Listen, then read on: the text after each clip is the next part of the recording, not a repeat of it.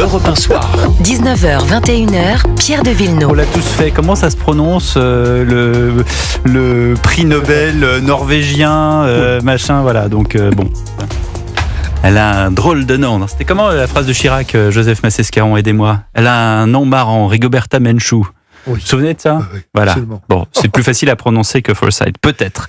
Peu importe. Viktor Orban était aux côtés de Marine Le Pen tout à l'heure près de Montargis pour cette journée de la victoire, et il s'est agi de décrire ce qu'est la politique européenne et l'Union européenne. Écoutons le Premier ministre hongrois. Vous espérez la victoire de Madame Le Pen en 2027? Pour vous, c'est un événement? Oui, je boirai des magnums de champagne. Elle a toujours soutenu la position des États souverains. Il ne me reste qu'un seul compagnon de lutte, Madame Le Pen. Voilà, et le président hongrois qui a affirmé souhaiter la victoire de Marine Le Pen en 2027. Nous devons payer 1 million d'euros par jour à Bruxelles parce que l'on ne veut pas laisser entrer les migrants. Mais nous résistons. Nous ne les laisserons pas détruire nos villes et la sécurité de nos rues. Nous ne les laisserons pas violer nos filles et nos femmes. Nous ne permettrons pas de tuer des citoyens pacifiques. Mes amis, nous n'allons pas baisser le bras, pointer du doigt à Bruxelles et au droit international comme des perdants. Nous agissons. Ce qui se passe, ce n'est pas une migration, c'est un échange organisé de populations pour remplacer le socle culturel de l'Europe. Voilà, Viktor Orban qui parle du grand remplacement dans son pays, Victor Hérault.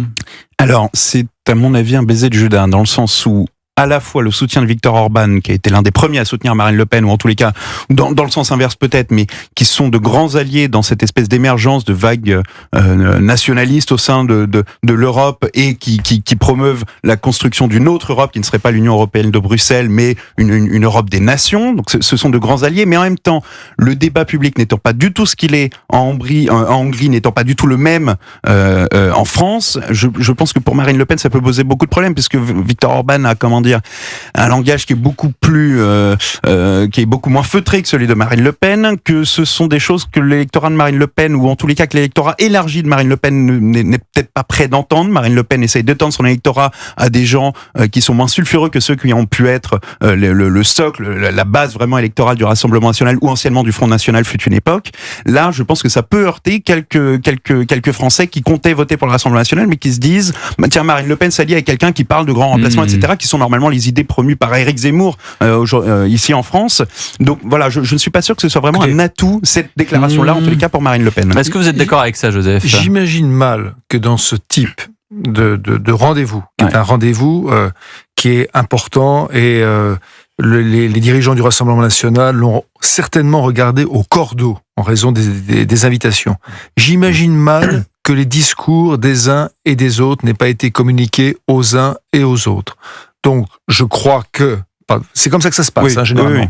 Bon, donc je pense que cette alors il dit pas exactement le terme grand remplacement, mais c'est en effet l'idée de grand remplacement. Cela fait les affaires de Marine Le Pen, car d'un autre côté, j'ai écouté aussi le discours de Marine Le Pen, que j'ai trouvé en effet extrêmement souverainiste, beaucoup plus souverainiste que les précédents, où elle dénonçait l'empire européen sous toutes ses formes, woke, j'en passe, économique, etc. Et en fait, peut-être que j'ai un mauvais esprit, ou peut-être que je suis trop taquin, mais je ne peux pas m'empêcher de mettre ça en parallèle avec l'irruption médiatique fracassante dans les derniers sondages de Bruno Retailleau. C'est-à-dire qu'il est clair que le recentrage aujourd'hui du Rassemblement national, eh bien, c'est un peu dangereux pour le Rassemblement national. Donc, qu'est-ce que fait le Rassemblement national? Il fait ce qu'il a toujours fait, ce que d'ailleurs d'autres formations politiques font. Il n'y a rien de scandaleux là-dessus. C'est-à-dire, en gros, il cabote un peu le long des rivages politiques. Et il change un tout petit peu, c'est-à-dire un tout petit coup de bâbord ou de tribord. Oui, et donc du coup, c'est une stratégie payante, à votre avis? Moi, je pense. C'est une stratégie qu'elle lui coûte. C'est une stratégie pour dire à l'électorat du Rassemblement national, là, c'est nous. Il faut que vous préfériez toujours l'original à la copie. Nous sommes l'original. Et la copie, ça pourrait être... Et la copie pourrait être... Comme disait Victor Hérault, Zemmour, ça peut être aussi Retailleau qui chasse sur les... Le problème, c'est que c'est difficile de dire que Bruno Retailleau est une copie, précisément parce que il est d'une cohérence totale. Il le dit depuis. Et d'ailleurs, Éric Zemmour aussi, on peut dire exactement la même chose.